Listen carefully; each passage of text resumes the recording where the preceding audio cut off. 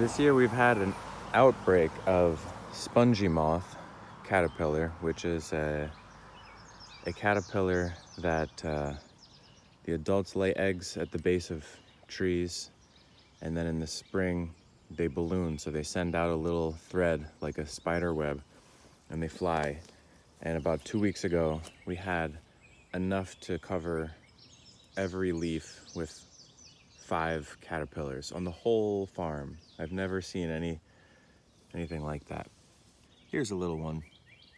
But as you can see, although many landed here, there are not that many left. And I haven't done anything here. That was just the moisture bringing their kind of controls. Fungal, bacterial, ants, other bugs, wasps carry them away. And this particular chestnut was planted at the same time as some other ones that I'll show you, and has been sort of a runt ever since, kind of growing more like a bush here with some shade to the west of this Norway spruce and the walnut, a little bit of shade to the east of a white pine, but otherwise open sky, but really never grew that much compared to the other ones planted at the same time.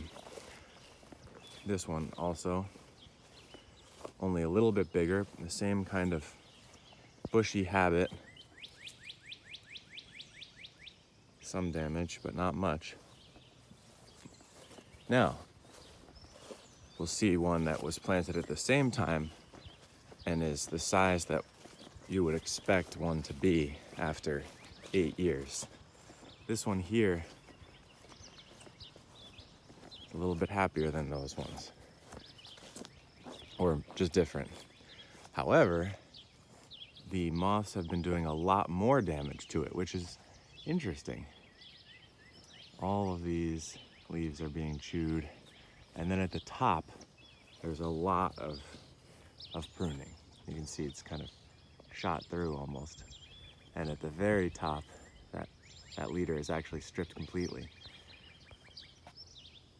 What's interesting to think of is, although there's some feeding down here, most of the feeding happens higher up in the trees. And this is not a hard rule, but that's generally the pattern that you see with the spongy moths. They climb up a little bit higher and feed more up there, which is pruning.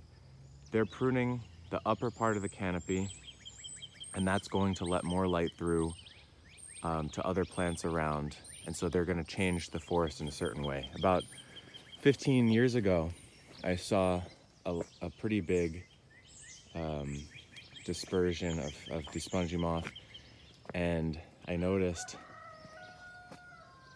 them first by hearing them. I could actually hear a fine spray, a mist of large frass on the ground. Here's a little frass. And so that's manure, that's insect manure.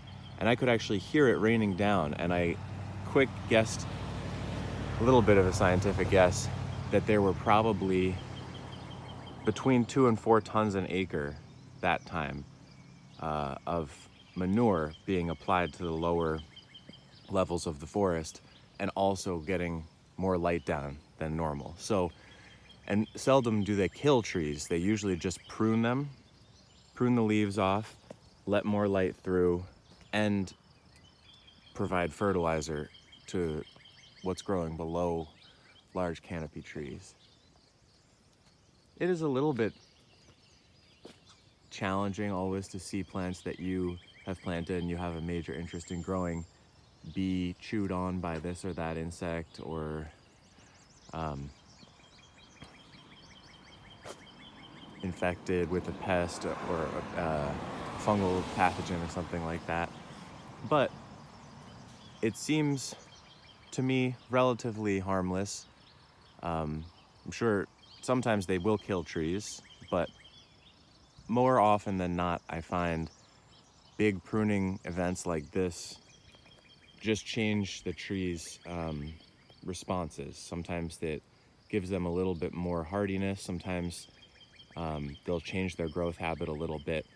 And so these spongy moths are really just managing the canopies just like I do with pruning. They just have a different, maybe a different mission, or maybe it's time to align more with their mission. And there are northern pecans planted in here, and maybe they're the ones that are going to be the tallest, because as you can see, here's another chestnut, and they're really thinning the top out, and the bottom layers are pretty intact. But then the walnut family plants, they leave the tops entirely, and it's surely not because they didn't land on there. They absolutely did. They landed on everything. But it seems that through their action, they would leave the juglans to be the overstory nut tree here, and the chestnuts, the Chinese chestnuts, maybe aren't meant to be the overstory. And in fact, Chinese chestnuts are traditionally grown more as an orchard type of tree, so kind of wider, or as wide as they are tall. And interestingly enough, European chestnuts are, or can be, a much taller tree, and they didn't touch this one at all. This one is pure European, and so this is meant to be an upper stratum tree, to be an overstory, and the Chinese is not, and they have not touched the European chestnut. Pretty interesting.